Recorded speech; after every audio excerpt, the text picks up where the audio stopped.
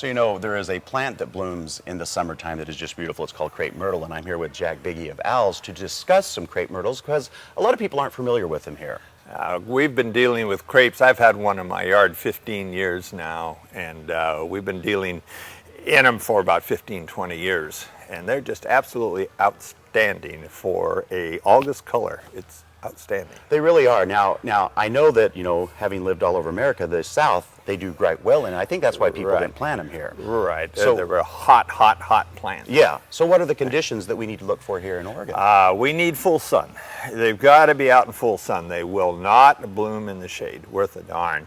A hotter summer like we've had this year simply brings them on a little earlier. If it isn't quite as hot like last year, they were 2 weeks later, but they still bloomed out beautifully. And they'll grow in the shade. You're just not going to get the bloom. They grow beautifully, but forget the bloom. Yeah, and that's what you want is this amazing bloom. Right. So now, I see that you have some shrub-formed ones. You have some tree-formed ones. There's legs back here. What do they do? It's all in how you prune them as to what you get. One like behind you here, William, is outstanding in a container or something where it's up on a standard or just a small tree.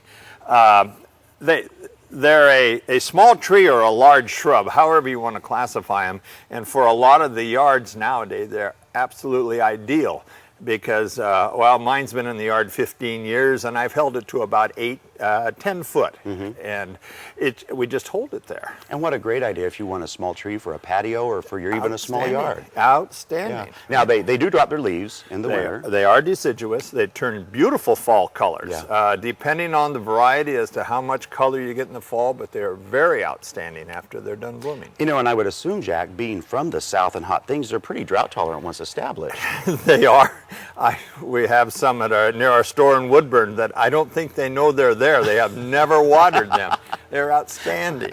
So, you know, and also in Woodburn, there's, I guess, a restaurant that has some huge ones that are beautiful. Right. We put them there 15 years ago right along the highway, and they have now trunks probably 4 inches, 3.5, 4 inches, and they are just gorgeous. And that's the ones I don't think that they know they're there because they've never watered them or done anything to them. And, you know, when they do get trunks, they actually have a beautiful bark as well. Or no bark, they exfoliate and give you that very, very shiny trunk. They have to be a little older, probably about 5 years old, and they start exfoliating. Now, if people, I have heard people say, well, I like the plant, but mine doesn't bloom. Let's talk about the blooming a bit. Shade is the one killer of bloom. If it isn't out in the full sun, don't expect it to bloom. It simply will not bloom. There are a few varieties, and we certainly try to stay away from them, that are so late that they will not mature in Oregon and bloom. So stay away from those. Just know what you're buying. That's the only thing. Now, is pruning an issue? Pruning is really very easy because they bloom on new wood. This wood here that they grew this summer is what it's blooming on. So we went in March, February, March, April, and just cut the daylights out of them.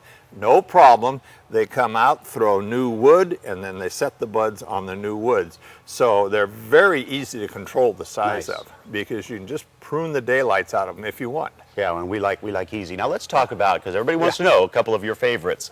I'm assuming that this stunning creature behind you is one of them. Outstanding. This is Zuni, and you can see the two colors in it. It looks just like cotton candy. It really does. Just outstanding. Not in bloom yet, but Dynamite over here is a very good red. The white exfoliates. I mean, they're all neat. You just like them all, don't you? When they're blooming, Jack loves them. Right. Whatever's in bloom, that's my favorite for the day. Well, you know, if you're interested in this plant, whether you've heard of it or not, this is a great time to come out to Owls because they have beautiful selections available for you. Jack, it is always fun chatting with you about plants. Thanks so much. Thanks, William. Appreciate it.